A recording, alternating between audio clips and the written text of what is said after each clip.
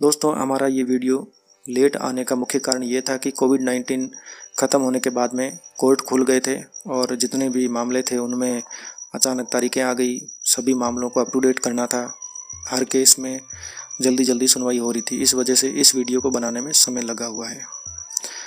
उम्मीद करते हैं दोस्तों कि यदि आपका सहयोग इसी तरीके से मिलता रहा तो हम जितने भी वीडियो है वो हम जल्दी अपलोड करेंगे, ताकि आपको भी इन चलते हुए कोर्ट में जितने भी केस चल रहे हैं सब में आपको मार्गदर्शन मिल सके।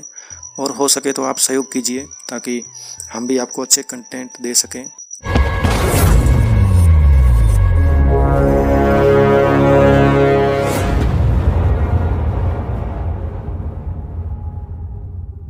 नमस्कार दोस्तों, इंडियन लॉ रिपोर्टर में आपका स्वागत है।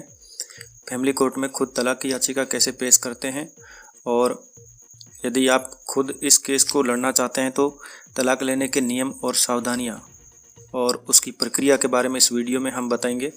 प्रार्थना पत्र का प्रारूप भी आपको समझाएंगे।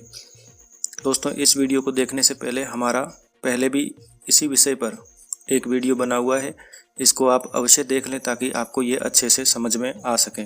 दोस्तों, विषय सूची एक बार देख लेते हैं। सबसे पहले इस केस के संबंध में चेतावनी है, उसके बाद में प्रार्थना पत्र का जो फॉर्मेट है वह आपको समझाने की कोशिश करेंगे और सबसे अंत में सावधानियां। दोस्तों, इस वीडियो को स्किप ना करें, न ही जल्दबाजी में देखें, क्योंकि हमने पहले से ही जो मुख्य महत्वपूर्ण बिंदु है उनको लिया है ताकि आपको समझ में आ सके। दोस्तों, सबसे पहले चेतावनी देख लेते हैं। खुद निर्णय लें और सोच समझकर निर्णय लें। दोस्तों, इस केस को करने से पहले आपको खुद अपने सोच समझकर अपने खुद के विचार से एक फाइनल निर्णय ले लें कि आपको ये केस करना चाहिए या नहीं करना चाहिए। आपको लीडर और साहसी होना ज़रूरी है। कई बार हम खुद कोई भी डिसीजन नहीं ले पाते हैं, जिसके पीछे बहुत सारी सामाजिक, आर्थिक कई वजह होती है, लेकिन इसके लिए आपको यदि ऐसा कोई डिसीजन लेना है तो आपको खुद को लीडर और साहसी होना ज़रूरी है। फैमिली कोर्ट में कोई भी केस खुद पैरवी करते समय अपनी इंद्रियां खुली रखें, यानी आपको सजग रहने की, सावधानी रखने की ज़रूरत है। अपने किए हुए कार्य पर खुद का विश्वास होना ज़रूरी है। कई बार हम ये देखकर निराशावादी हो जाते हैं कि हमारा कार्य अच्छा नहीं होगा, लेकिन यदि हम अपना बेस्ट देते हैं तो वह कार्य अच्छा होता है। और ये बेस्ट तभी होता है जब आपको अपने किए हुए कार्य पर खुद का विश्वास होगा।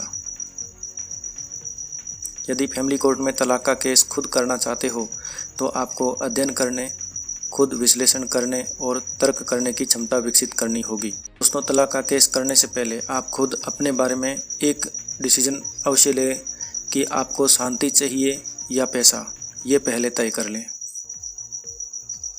तलाक का केस एक बार फाइल करने के बाद कभी भी वापस नहीं लेना चाहिए।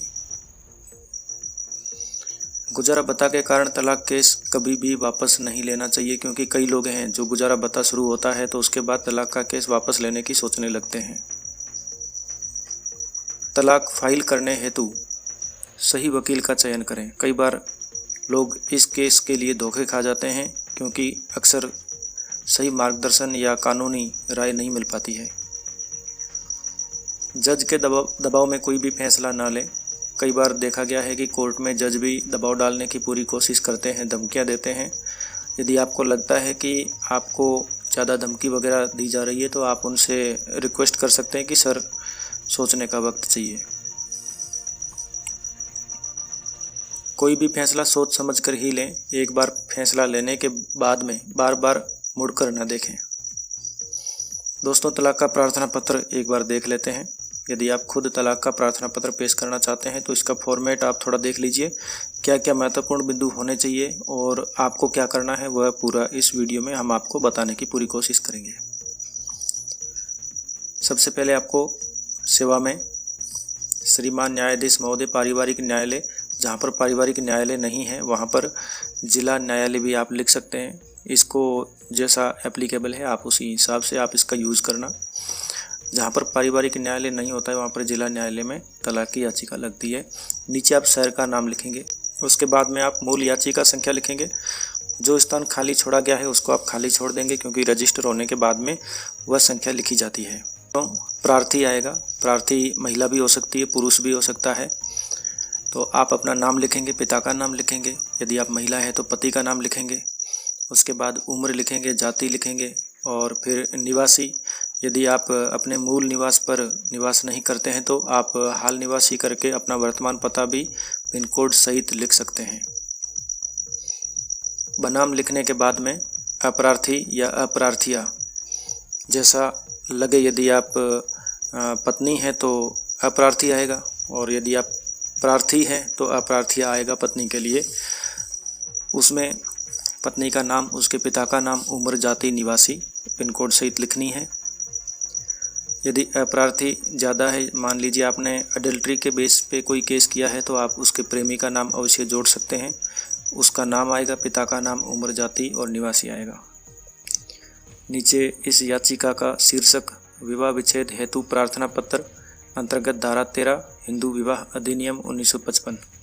दोस्तों, आपको यहाँ पे धारा 13 ही लिखना है। हमने कई जगह पर देखा है कि वकील धारा 13 के जो भी सब क्लोज होते हैं, जिनकी उपधाराएं होती है, उसकी उपधाराएं भी होती, वो भी लिख देते हैं। तो आपको ऐसा कुछ नहीं लिखना है, आपको सिर्फ धारा 13 लिखना है। यह कोर्ट का काम है कि वो किस सब क्लोज में आपको तलाक की याचिका मंजूर करके दे रहा है। महोदय, प्रार्थी सविनय निम्नानुसार प्रार्थना पत्र पेश करता है। दोस्तों, जो यहाँ पे हमने जो प्रार्थी लिखा है, जो ये याचिका हमने बनाई है, ये पुरुष की तरफ से है। यदि महिला की तरफ से है तो यहाँ पे प्रार्थिया आप लिख सकते हैं। पहला पॉइंट, प्रार्थी व अप्रार्थिया दोनों के बीच विवाह दिनांक, आपको तारीख लिखनी है, महीना लिखना है, साल लिखना है, को हिंदू रीति रिवाज से हुआ था। दूसरा बिंदु है, प्रार्थी और अप्रार्थी दोनों विवाह के उपरांत दिनांक से दिनांक तक।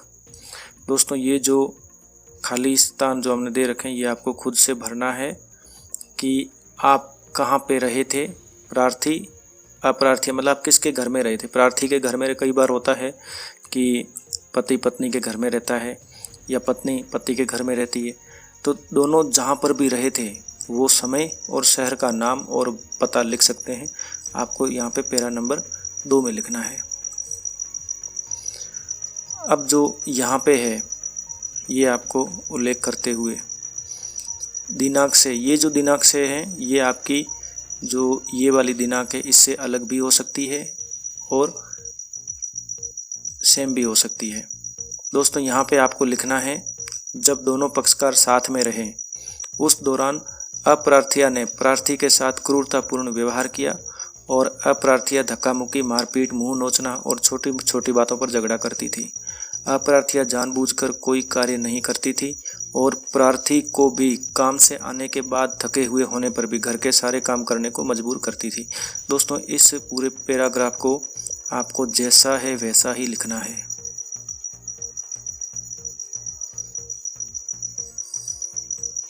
दोस्तों, पॉइंट नंबर 4 में अप्रार्थिया प्रार्थी से कहती थी कि मुझे तुमसे शादी नहीं करनी थी, किसी और से करनी थी। मैं तो मात्र तेरी नौकरी और पैसों के लिए आई हूँ। अप्रार्थिया ने प्रार्थी का ATM कार्ड छीन लिया, अपनी मर्जी से ज़बरदस्ती पैसे निकाल लेती थी। दोस्तों, जो ये लाइन है, यदि आप नौकरी पैसा वाले हैं, चाहे प्राइवेट हो चाहे सरकारी हो, आपकी अच्छी नौकरी है, यदि आप वेतनभोगी हैं तो आप इस तरीके की लाइन लिख सकते हैं।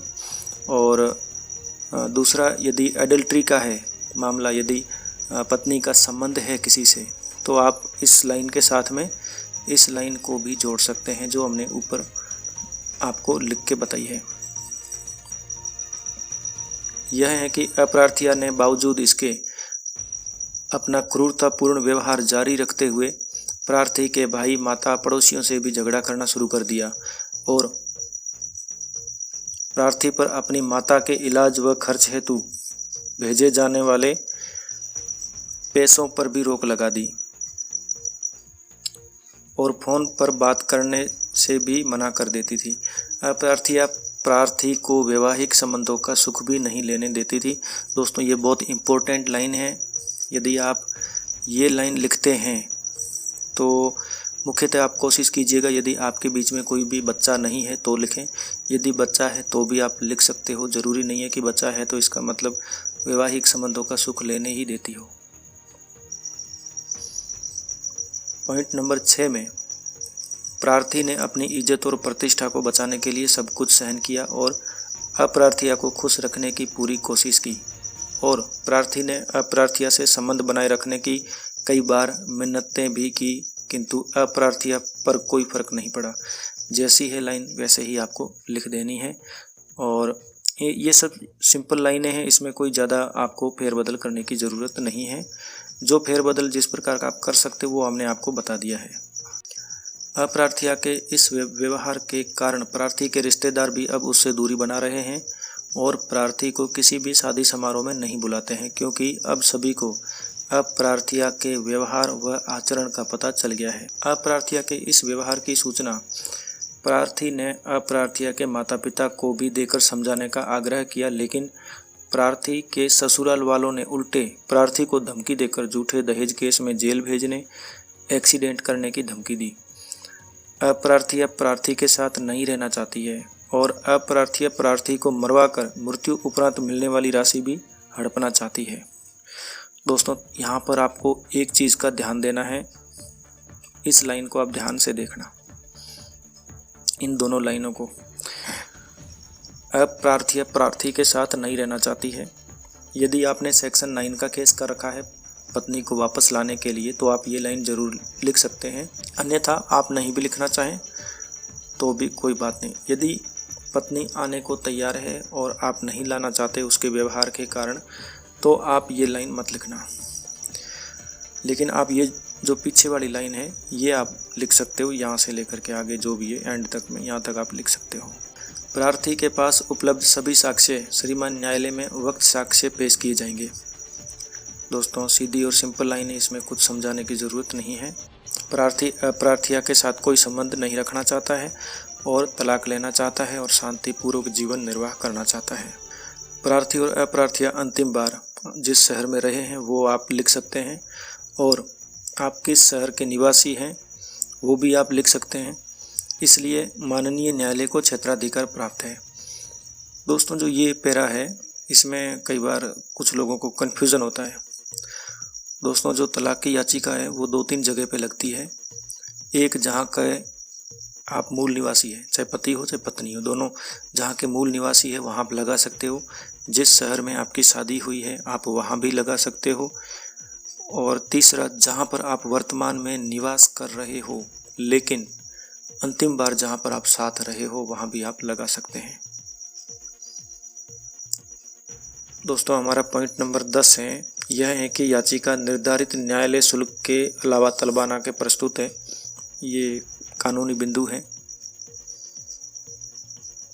अतः ये हमारा प्रार्थना का क्लोज है। अतः प्रार्थना पत्र स्वीकार करते हुए प्रार्थी को अप्रार्थिया के विरुद्ध विवाह विच्छेद की डिक्री प्रदान की जाए और अन्य कोई अनुतोष जो न्यायालय उचित समझे और प्रार्थी के हक में हो आदेश फरमावे, ताकि प्रार्थी लंबे समय से हो रही मानसिक प्रताड़ना से मुक्त होकर अपना जीवन शांतिपूर्ण व्यतीत कर सकें। दोस्तों ये जितने भी पैरा हमने आपको बताए हैं, आप अपनी तरफ से कुछ भी जो आपके मामले में लागू होता हो इस पैरा के बीच में जोड़ सकते हो, और वो बिल्कुल ही जैसा आपको लगे कि इस प्रकार की कोई घटना हुई है तो आप उसका भी उल्लेख वहाँ पर कर सकते हो। ये पैरा सिर्फ आपको सैंपल एक बताए गए हैं कि इस तरह से आप बना सकते हो। और इसके बाद में दोस्तों आगे चलते हैं। शहर का नाम और दिनांक, यहाँ पर आप अपने हस्ताक्षर और फुल नेम लिखेंगे। यहाँ पे तस्दीक होता है, नीचे ही लिखेंगे आप उसी के जहाँ पे आपने हस्ताक्षर किया था, और उसके कंटेंट यही रहेंगे। मैं लिखने के बाद में आप अपना नाम, पिता का नाम, उम्र, जाति, निवासी, हाल निवासी, पिन कोड सहित लिखेंगे।